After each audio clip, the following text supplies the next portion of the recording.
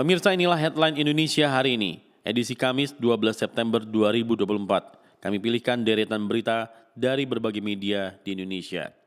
Dari Jakarta, Tempo.com mengawalinya dengan berita. Gibran mulai buka suara terkait kabar dugaan gratifikasi fasilitas jet pribadi dari perusahaan e-commerce asal Singapura, Shopee, kepada adiknya Kaisang. Jet pribadi berjenis Gulfstream G650 itu diduga milik petinggi C Group, perusahaan induk yang membawahi Shopee. Pada awalnya Gibran meminta awak media untuk menanyakan terkait hal tersebut langsung kepada Kaisang.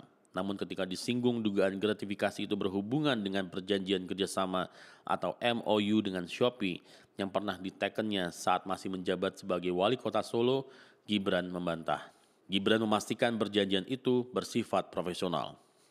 Masih dari Tempo.com, laporan dugaan gratifikasi fasilitas jet pribadi yang diterima anak dan menantu Joko Widodo, Kaisang dan Bobi saat ini sedang diproses di Direktorat Penerimaan Layanan Pengaduan atau PLPM, Komisi Pemberantasan Korupsi. Namun juru bicara KPK Tessa Mahardika mengatakan belum bisa memberikan informasi lebih lanjut sudah sampai mana proses penanganan dilakukan oleh Direktorat PLPM. Sementara itu CNBC-Indonesia.com melaporkan dunia pendidikan jadi rapor merah dalam 10 tahun pemerintahan Jokowi. Hal itu mengemuka setelah Menteri Pendidikan Kebudayaan, Riset dan Teknologi Nadiem Anwar Makarim mendapat kritik keras dari mantan Wakil Presiden Yusuf Kala atau JK. Itu disampaikan JK dalam forum diskusi dengan tema menggugat kebijakan anggaran pendidikan pada hari Sabtu tanggal 7 September 2024 lalu di Jakarta. Dari Amerika Serikat, Kompas.com melansir, Donald Trump berkali-kali terkena pertanyaan jebakan Kamala Harris saat keduanya berhadapan di debat calon presiden Amerika Serikat Selasa 10 September 2024. Dilaporkan Trump alih-alih menanggapi isu yang diangkat moderator dan sebenarnya merupakan kekuatan politiknya, justru terbawa pertanyaan jebakan yang diajukan sang wakil presiden. Trump, mantan presiden ke-45 Amerika Serikat itu terus berbicara panjang lebar tentang nilai hiburan dalam kampanyenya, mengklaim pemerintahan Joe Biden menargetkannya secara hukum dan bersikeras bahwa para migran memakan hewan peliharaan warga Amerika bertentangan dengan bukti-bukti yang ada. Liputan6.com memberitakan sebanyak 30 siswa dan guru di sekolah dasar di Situbondo, Jawa Timur terjangkit cacar air. Hal itu memaksa pihak sekolah untuk melakukan lockdown sementara. Keputusan ini diambil untuk mencegah penyebaran lebih lanjut dan memastikan kesehatan seluruh anggota sekolah. Kepala Dinas Kesehatan setempat mengatakan bahwa tindakan lockdown ini adalah langkah preventif untuk mengendalikan wabah cacar air yang meluas di lingkungan sekolah. Selama periode ini, sekolah akan melakukan pembersihan dan desinfeksi untuk memastikan lingkungan belajar tetap aman. Kembali ke berita mancanegara.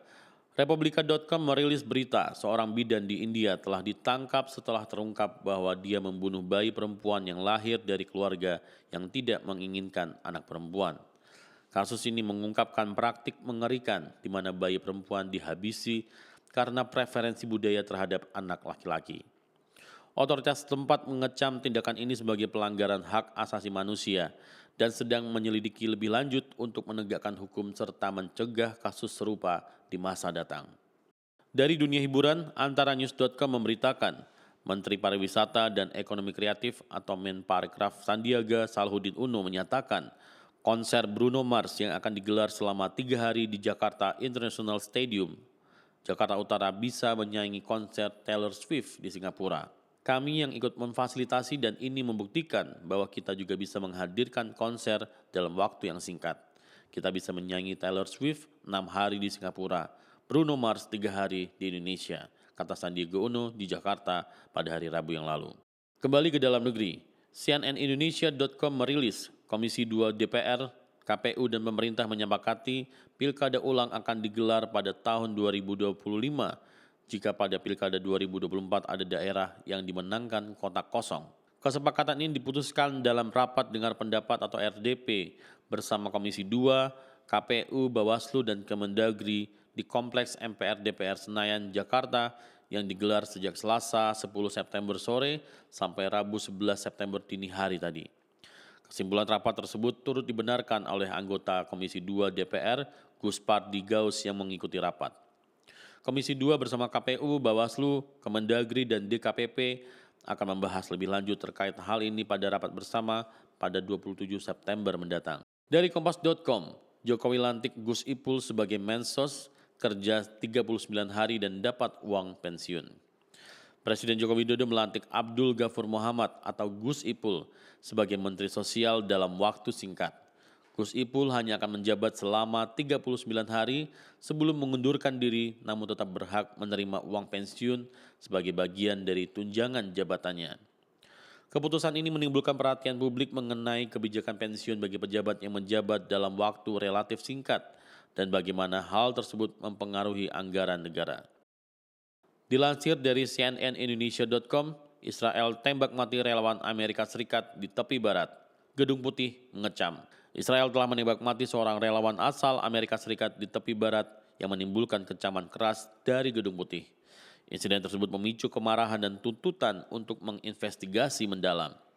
Gedung Putih menyatakan bahwa tindakan tersebut tidak dapat diterima dan meminta agar pihak berwenang Israel memberikan klarifikasi serta mengambil langkah-langkah untuk mencegah kejadian serupa di masa depan.